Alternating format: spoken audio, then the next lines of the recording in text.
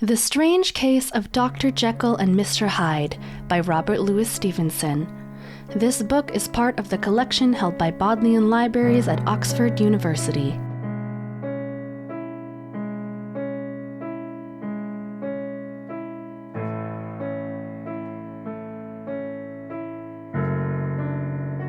The Strange Case of Dr. Jekyll and Mr. Hyde by Robert Louis Stevenson. Chapter 3. Dr. Jekyll was quite at ease. A fortnight later, by excellent good fortune, the doctor gave one of his pleasant dinners to some 5 or 6 old cronies, all intelligent, reputable men, and all judges of good wine. And Mr. Utterson so contrived that he remained behind after the others had departed. This was no new arrangement, but a thing that had befallen many scores of times. Where Utterson was liked, he was liked well. Hosts loved to detain the dry lawyer. When the light-hearted and the loose-tongued had already their foot on the threshold, they liked to sit a while in his unobtrusive company, practicing for solitude, sobering their minds in the man's rich silence after the expense and strain of gaiety. To this rule, Dr. Jekyll was no exception, and as he now sat on the opposite side of the fire, a large, well-made, smooth-faced man of 50, with something like a slyish cast, perhaps, but every mark of capacity and kindness, you could see by his looks that he cherished for Mr. Utterson a sincere and warm affection. "I've been wanting to speak to you, Jekyll," began the latter. "You know that will of yours." A close observer might have gathered that the topic was distasteful, but the doctor carried it off gaily. "My poor Utterson," said he, "you are unfortunate in such a client. I never saw a man so distressed as you were by my will, unless it were that hide-bound pedant, Lanyon, at which he called my scientific heresies. Oh, I know he's a good fellow, you needn't frown, an excellent fellow, and I always mean to see more of him, but a hide-bound pedant for all that. An ignorant, blatant pedant. I was never more disappointed in any man than Lanyon." "You know I never approved of it," pursued Utterson, ruthlessly disregarding the fresh topic.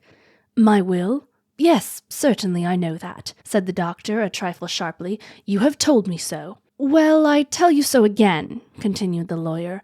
"I have been learning something of young Hyde." The large, handsome face of Dr. Jekyll grew pale to the very lips, and there came a blackness about his eyes. "I do not care to hear more," said he. "This is a matter I thought we had agreed to drop." "What I heard was abominable," said Utterson. "It can make no change. You do not understand my position," returned the doctor with a certain incoherency of manner. "I am painfully situated, Utterson. My position is a very strange one. It is one of those affairs that cannot be mended by talking." "Jekyll," said Utterson, "you know me. I am a man to be trusted. Make a clean breast of this in confidence, and I make no doubt I can get you out of it." "My good Utterson," said the doctor, "this is very good of you. This is downright good of you, and I cannot find words to thank you in. I believe you fully. I would trust you before any man alive, aye, before myself, if I could make the choice. But indeed it isn't what you fancy. It is not so bad as that. And just to put your good heart at rest, I will tell you one thing. The moment I choose, I can be rid of Mr. Hyde. I give you my hand upon that, and I thank you again and again. And I will just add one little word, Utterson, that I am sure you'll take in good part. This is a private matter, and I beg of you to let it sleep."